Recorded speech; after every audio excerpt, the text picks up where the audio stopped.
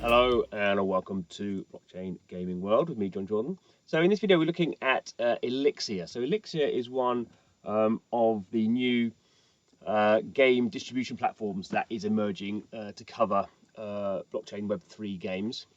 So we've got things, I guess, really all singing, all dancing projects like Ultra, which is out fairly soon, and then there's other ones which are a bit more web-based, like some other ones like Flame, and then there's in between there's Elixir. So Elixir is a PC client sort of, so a bit like Steam in the sense that you sort of have to download some software, the PC client, and that then sort of acts as a sort of a wrapper hub for these other games that you can then sort of play with. So this is the home. It's also a bit. There's an update available by looks of things, and here's a bunch of the sort of games. So it's got this sort of obviously, distribution mechanic, discovery and distribution is sort of one of the sort of key things here. So we can have a look at it's listing 101 games and 51 creators. I'm not quite sure if all those games are actually live yet. So we've got the most played games: Cyber Titans, Kiraverse, looks like that, Elemental Raiders, Lord of Lights. Got some new games here. As ever with blockchain stuff, it's not always clear if these games, what bit of them is live, and if these games have any blockchain. So as far as I know, say Elemental Raiders is like just the PC sort of Web2 version of the game. I don't think there's any blockchain integrated in that one yet. So we always have these sort of situations. And some of these games are sort of available, like Life Beyond is available, through its own website as well.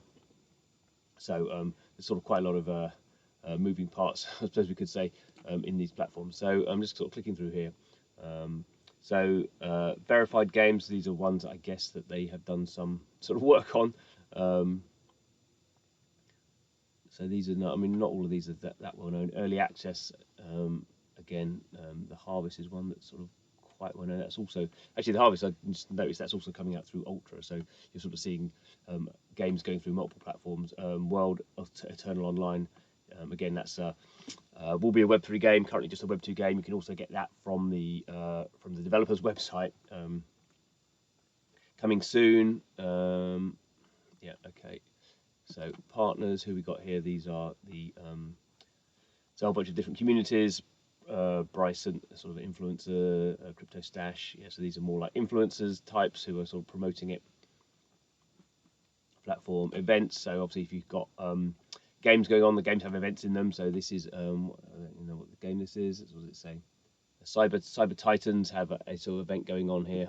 So you can imagine this again. This is sort of acts as a more discovery thing. Library. I don't know what I've got in here actually. Have I? Okay, so I can connect my account to launch games from Epic and GOG. So this is sort of becoming quite common. I know there was another one,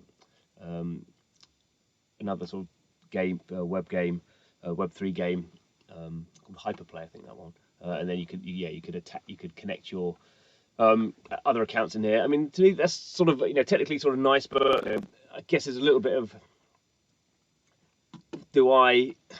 this sort of places this sort of something like Elixir places is very secondary to Epic. So sort of like, who do I trust more? Would I necessarily want to connect my account to something like this, or would I just be prepared to take those games through Epic? And I guess more generally, what's interesting is Epic looks like it's going to be quite positive for Web3 games. There's a whole bunch of blockchain games, enabled games that are going to be published through the Epic store. We already have that with Blanco's Block Party. So sort of an interesting positioning here. Would they be better off not allowing people to do this? I don't know how many people are going to do this. I mean, I don't run. I'm not running this business, so who am I to tell them what to do? But interesting to see. I guess. I mean, some of the maybe this is one of those things that appeals to just some sort of players, and they just use Elixir to deal with all their sort of PC gaming needs. So that's what's going on. So yeah, I don't know if there's anything I would download at the moment really. Okay, so here's Revenge, which I just noticed that recently. It's a sort of a gory horror shooter thing. So maybe I'll download this one and maybe do another video how this thing works. But obviously, you just hit download and off it goes. So anyway, probably worth checking out Elixir. As I say, there are quite a number of these sort of distribution platforms, discovery platforms. There's some that just do sort of browser games as well. and we'll see, I guess, which ones get popular. Anyway, thanks for watching the video. See you again soon.